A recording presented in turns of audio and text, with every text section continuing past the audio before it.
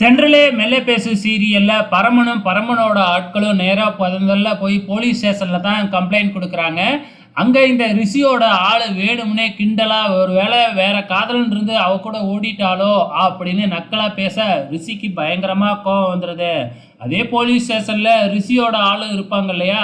So அவரு கொஞ்ச நேரம் கழிச்சு வந்து அங்க இருக்கிற சண்டையெல்லாம் சமாதானப்படுத்திட்டு, நான் எல்லா செக் போஸ்ட்டுக்கும் கம்ப்ளைண்ட் பண்ணிடுறேன். அவ்வளோதான் என்னால பண்ண முடியும்பா. நீனும் உன் ஆட்களோட போய் தேடு அப்படின்னு சொல்லி அனுப்பி வைக்கிறாங்க. பரமன் ஒரு பக்கம் சீரியஸா எல்லா ரோட்லயும் எல்லா கடையிலயும் போய் தேடிக்கிட்டு இருக்கிறாப்புல இளமதிய. அதே டைம்ல இந்த பக்கம் வந்து பார்த்தீங்கன்னா, இந்த ரிஷியும் கலாவும் பயங்கர சந்தோஷத்துல இருக்கிறாங்க. நாளைக்கு கண்டிப்பா கல்யாணம் நடக்காதுல்ல. அது எப்படி நடக்கும்? சொன்ன மாதிரி ரூட்ல வண்டி போய்க்கிட்டு இருக்கு அப்படின்னு வந்து இந்த பக்கம் ரிஷி சொல்லிக்கிட்டு இருக்கிறாப்புல.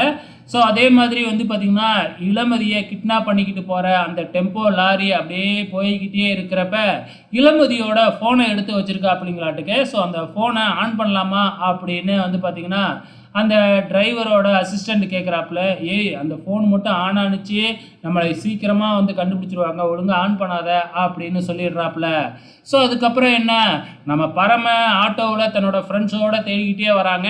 அங்கே லாரி ஓட்டிக்கிட்டு போயிருந்தாங்களே அந்த டெம்போ லாரி, ஸோ ஒரு இடத்துல நின்றுட்டு டீ குடிக்கலாம் அப்படின்னு டீ கடைக்கு போகிறாங்க. அந்த இடத்துல இளமதியோட ஃபோனை தவறி கீழே போட்டுடுறாங்க. அதே இடத்துக்கு நம்ம பரமனும் வந்துடுறாப்புல. இளமதிய கிட்னாப் பண்ணி வச்சிருக்கிற அந்த டெம்போ பக்கத்துல போய் இளமதி கிடைக்கலையே அப்படின்னு சொல்லி தட்டு தட்டுன்னு தட்டுறாப்புல அந்த டெம்போவெல்லாம். ஆனாலும் இளமதி மயக்க நிலைமையிலேயே உள்ளார இருக்கிறாங்க. ஸோ டீ குடிச்சிட்டு போகலாம் அப்படின்னு பரமனோட ஃப்ரெண்ட்ஸ் எல்லாம் கூப்பிடுறாங்க. இவங்க ஃபோனு கீழே விழுந்தது தெரியாம லாரியை எடுத்துக்கிட்டு போயிடுறாங்க. இங்க பரமனும் பரமனோட ஆட்களும் அதே டீ கடையில டீ குடிச்சிட்டு எழுந்திரிக்கும் போது ஃபோன் ஒன்று கீழே கிடக்குது. எடுத்து பார்த்தா அது இளமதியோட ஃபோனு.